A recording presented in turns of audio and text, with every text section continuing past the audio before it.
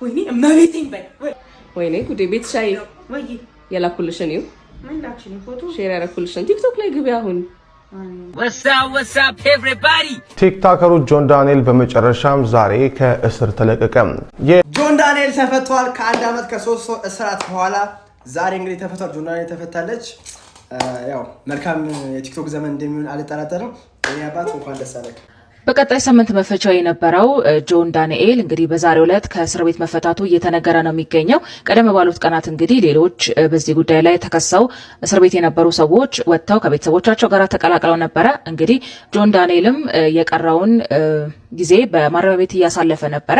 ነገር ግን እሱ ባቀረበው የአመክሮ አቤቱታ መሰረት አቤቱታውን ፍርድ ቤት ተቀብሎ የመፈቻ ትዕዛዝ በትላንትናው ዕለት ሰጥቶ ነበረ። ያ ተቀባይነት አግኝቶ በዛሬው ዕለት ጆን ዳንኤል ከማረሚያ ቤት መፈታቱን የተነገረው። ይሄንን መረጃ ያገኘሁት ከዛሀበሻ ነው። ወይኔ እመቤቴን በይ ወይኔ ጉዴ ቤት ሻይ ወይ የላኩልሽን ይው ምን ላክሽኝ ፎቶ ሼር ያረኩልሽን ቲክቶክ ላይ ግቢ አሁን ኦ ማይ ጋድ ጆን ወይኔ እመቤቴን በይ ወላዲቷ ወይኔ ኪዳነ ምሕረት እመቤቴ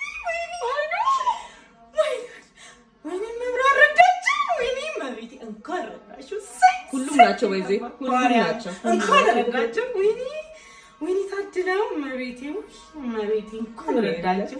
ደግሞ ኤክስፔክት እያደረኩ ነበር ማርያምን ወይ ደስ ብሎኛል ቃል የለኝም። ራሱ ቪዲዮ ይሰራል፣ ቤተሰቦቹን ያመሰግናል፣ እናንተን ያመሰግናል፣ ቤተሰቦቹን ማለት ነው። ራሱ ወጥቶ ስትጨነቁ ስትቸገሩ ስትጠበቡ የነበራችሁ ስታስቡ የነበራችሁትን ሰዎች ራሱ ወጥቶ ቴንክ ይላል። ስለዚህ ከራሱ በቃ መጠበቅ አይሻልም? ቪዲዮ ይሰራል፣ ወደ ላይ ይመለሳል፣ ታዩታላችሁ።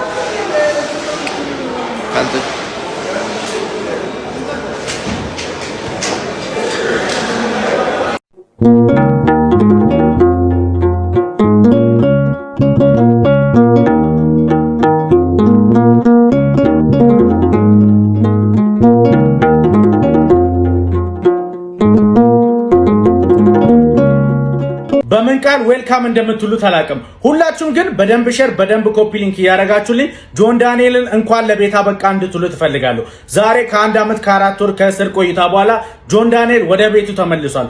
እንኳን ደስ አላችሁ። ሁላችሁም ሼር ሁላችሁም ሪፖስት ያረጋችሁ የጆን ዳንኤል አፍቃሪያኖች የጆን ዳንኤል አድናቂዎች ሁላችሁም እንኳን ደስ አላችሁ።